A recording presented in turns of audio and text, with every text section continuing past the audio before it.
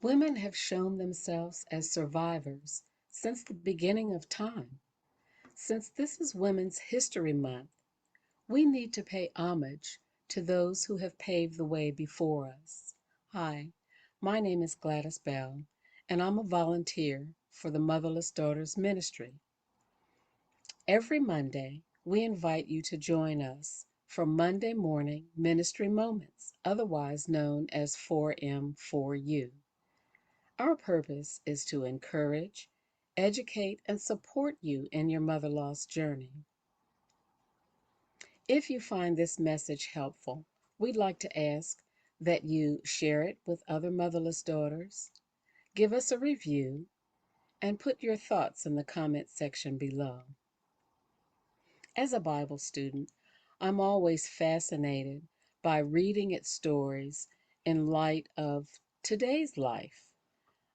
It becomes apparent that through the centuries, modes of dress will change, communication, travel, and methods of getting work accomplished may change, but mankind deals with the same situations. As much as people try to make a difference, we have more in common than most of us would care to acknowledge. The era of the Old Testament was a very male dominated society. Women played significant roles in Bible history, even though many of their names are never mentioned. Today we hear a quote that says, "The hand that rocks the cradle rules the world." Since the beginning of time, women have surfaced as the backbone of the family, managing people, projects, resources, and time to accomplish goals. Amid the trying experiences of life as women, we never outgrow the need for the nurturing care of our mother or a mother figure in our lives. In Genesis, the very first book of the Bible, we find stories of women who have experienced loss of various sorts. Eve lost a son.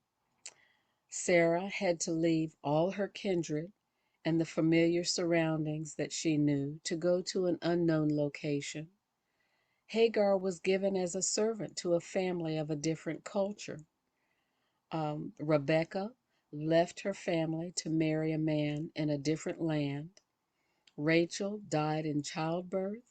Leah married a man that didn't love her. And Dinah was raped. Three of these women experienced being barren and humiliated for a long period of time before bearing a child.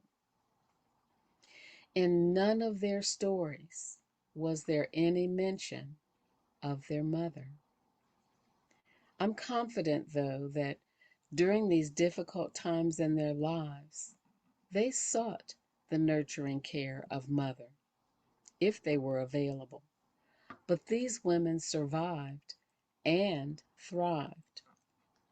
Go with me to the book of Ruth, one of 2 out of 66 books of the Bible that were named after a woman. It only has 4 chapters, but features the story of this Moabite woman who is named in the lineage of Jesus Christ. Ruth, her mother in law, and her sister in law were all grieving the loss of their husbands. Ruth had married a man of a different culture and assimilated into their lifestyle and beliefs. She had no children and was facing a life of devastating poverty. Although living in her home country and encouraged to return to her father's house, she chose to cling to Naomi, her mother in law, and returned with her to Bethlehem. This tells me that a strong mother daughter bond had been established. No mention is made of Ruth's biological mother. So, where the Bible is silent, we stay silent. But there is much to be speculated about that situation. What we do know is that Ruth made the choice to stay in the safe harbor of her mother in law's presence, Naomi. She trusted her guidance and survived a devastating situation. In the end, they were both blessed. Years ago, when I was teaching children in Sunday school, I ran across an illustration of support.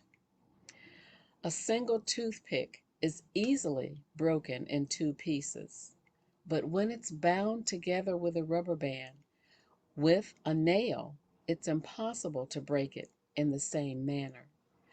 So, with the right support, we can navigate the things that are difficult to survive. Women's History Month is a great time to look back at our ancestral mothers. Were they really any different than ourselves? The women we have discussed found within themselves strength and resourcefulness to survive difficult circumstances. They found and accepted the support they needed to survive and thrive. Let us recognize and celebrate their lives as we discover the strength we possess within ourselves to navigate the things that we cannot change. We want to encourage you to take the next step to heal the impact of mother loss on your life. The Motherless Daughters Ministry is here for you on our website at www.motherlessdaughters.com, on our Facebook page, on our podcast, Nurturing Words, Voices of Experience, and on this channel. Our prayer for you today is the original version of the well-known Serenity Prayer by Reinhold Niebuhr. Father, give us courage to change what must be altered, serenity to accept what cannot be helped, and the insight to know the one from the other. Have a blessed week, and remember, you are not alone.